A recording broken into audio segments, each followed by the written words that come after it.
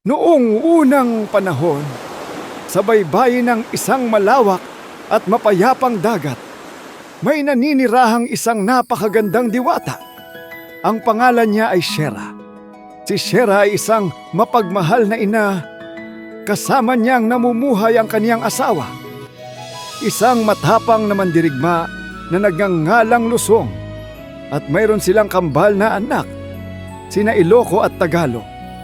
Masaya ang kanilang pamumuhay hanggang sa dumating ang isang makapangyarihang nilalang.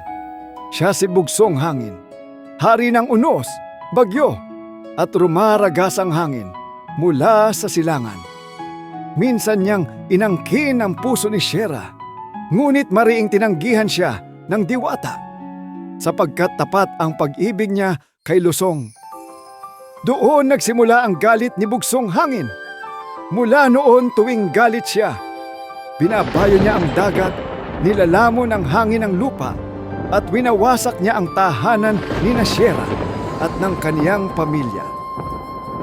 Isang araw, dumating ang pinakamalakas na unos na nakita ng mundo. Lumaban si Lusong, buong tapang, buong lakas. Ngunit sa huli, natalo siya. Sa kaniyang huling sandali, hinawakan niya ang kamay ni Shera at bumulong. Pangalagaan mo ang ating mga anak. Nagluluksa man si Shera. Tinupad niya ang pangakong iyon. Humiga siya sa baybayin, nakatalikod sa dagat, at ginamit ang kaniyang katawan bilang kalasag laban sa bagsik ni Bugsong Hangin. Unti-unti, nagbago ang kaniyang anyo.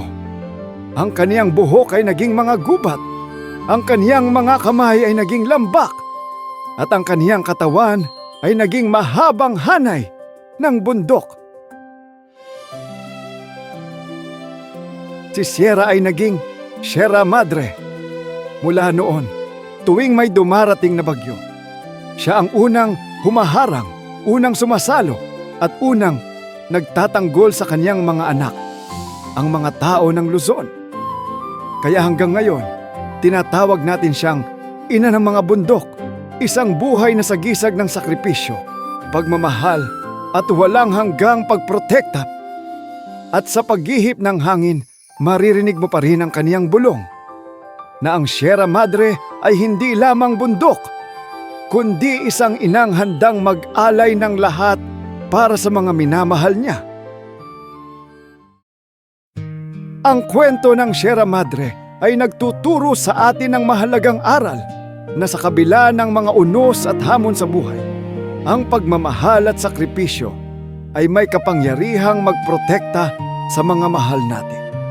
Ipinapakita nito na ang tunay na lakas ay hindi lamang nasa katawan o kapangyarihan, kundi sa puso at katapangan ng isang ina. At tulad ni Shera, tayo rin ay maaring maging ilaw at proteksyon sa ating pamilya, komunidad at kalikasan. Mag-ibig sa isa't isa ng tapat at buong puso, tulad ng halimbawa ni Kristo na nagmahal sa atin at nag-alay ng kanyang buhay para sa atin. Gaya ni Shera, maging matatag tayo sa pagmamahal, sakripisyo at pagprotekta sa ating pamilya, kapaligiran at komunidad.